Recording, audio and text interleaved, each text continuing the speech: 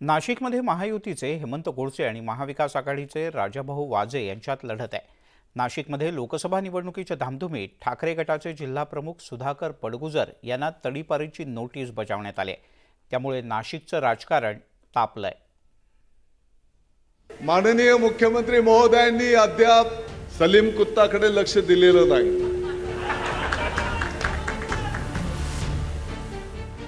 ज्या दिवशी थोडीशी नजर सलीम कुत्तावर मुख्यमंत्री महोदयांची पडेल,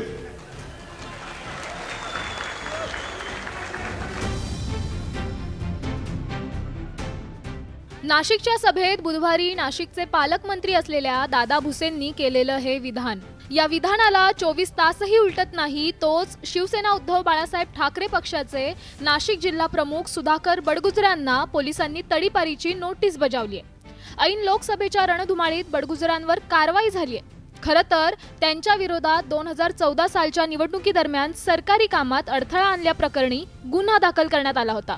या प्रकरणी ते दोषी देखील असल्याचं समोर आलेलं। आता निवडणुकीच्या काळात या प्रकरणी नाशिक पोलिसांनी त्यांच्या विरोधात तडीपारीची नोटीस काढल्यानं यात राजकीय हेतू असल्याचा आरोप केला जातोय। तडीपार हे गुन्हेगाराला केलं जातं। हे जिल्हा बंदीची नोटीस मला मिळाली आहे। मी लोकप्रतिनिधी आहे, जनतेचा सेवक आहे, जनतेचे सेवा करणारा प्रतिनिधी आहे।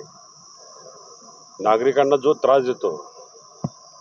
त्रास होतो त्या गुन्हेगाराला तडीपार केलं जातं, परंतु हे राजकीय हेतूने प्रेरित होऊन ही कारवाई केलेली आहे। तुम्ही राजकीय कार्यकर्त्यांवरती खोट्या केसेस टाकून त्यांना तडीपाऱ्या करता।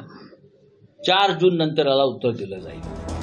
सुधाकर बडगुजरांसह ठाकरेंच्या पक्षानं सत्ताधाऱ्यांसह अप्रत्यक्षपणे पोलिसांनाही लक्ष केलंय। पोलिसांनी मात्र या राजकीय हस्तक्षेपाचा आरोप फेटाळलाय। कायदेशीरपणे ही कारवाई होत असल्याचं पोलिसांनी म्हटलंय। सुधाकर बडगुजर यांच्यावर 2014 साली एक गुन्हा दाखल होता। त्याच्यामध्ये मान्य न्यायालयामार्फत दोषसिद्धी झाली आणि त्यांना 3 वर्ष सश्रम कारावासाची शिक्षा पण ठोठावण्यात आली आहे। त्या पार्श्वभूमीवर ते आणि तसेच इतर ज्यांना दोषसिद्धी झाली आहे, कन्व्हिक्शन झालं आहे, त्यांना महाराष्ट्र पोलीस कायदा कलम 57 अन्वये कारवाई करण्यात आली आहे।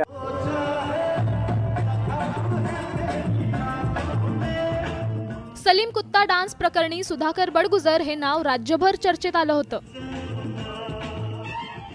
त्यातच ऐन निवडणुकीच्या काळात सुधाकर बडगुजरांविरोधात नोटीस काढल्यानं नाशिकचं राजकारण चांगलंच तापलेलं पाहायला मिळतंय। त्यामुळे आता नाशिककर मतदार या कारवाईवर कशी प्रतिक्रिया देतात हे 4 जूनच्या निकालानंतरच स्पष्ट होणार आहे। Bureau report, news 18 Lokmat.